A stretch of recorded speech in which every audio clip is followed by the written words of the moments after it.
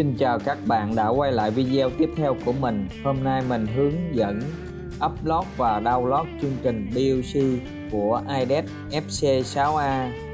Cái dòng BUC này nó có module mở rộng gắn trên DIN RAID, DIN out nhỏ gọn.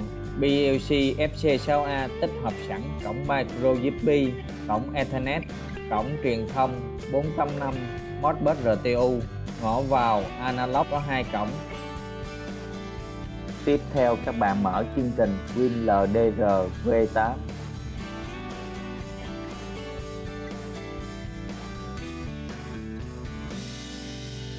Đây là chương trình BUC mới nhất của IDET.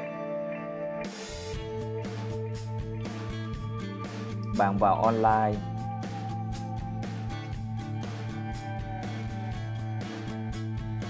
chọn Upload.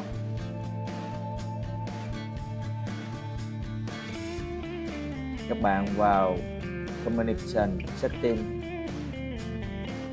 bạn chọn cổng kết nối là USB.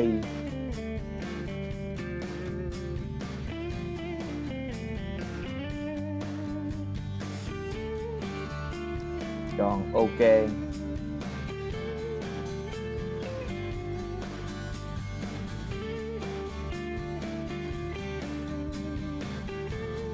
Ở đây các bạn có thể chọn Upload Data.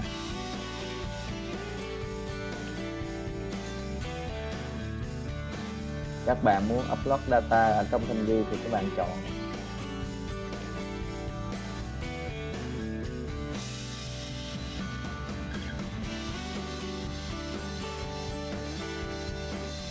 Chọn Upload Web Server. Con BUC FC6A này không có web server. Sau đó các bạn chọn OK.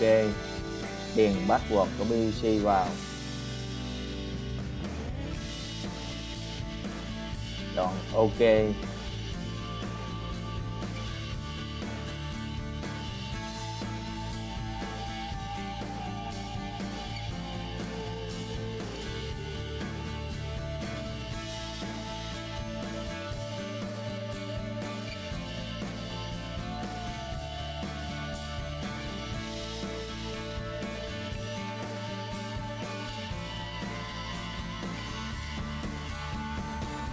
Các bạn vào config để xem cái cấu hình của BUC upload lên.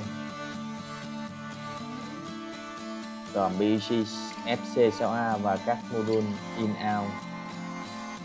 Các bạn click vào nó sẽ hiện ra cái tên của module.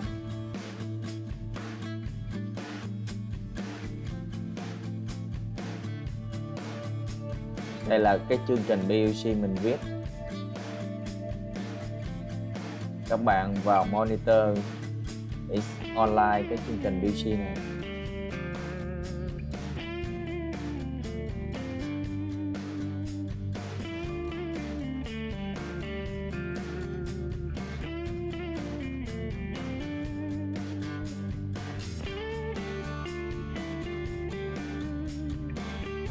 Sau đó các bạn chọn download để download chương trình BUC.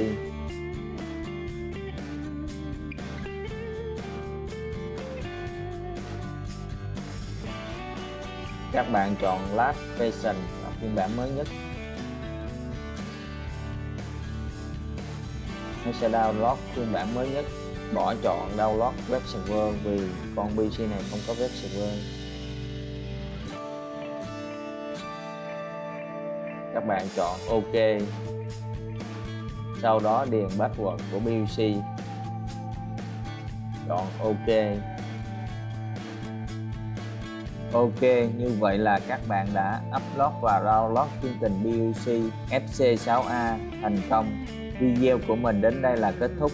Nếu các bạn thấy hay, nhớ nhấn like và subscribe kênh của mình nha.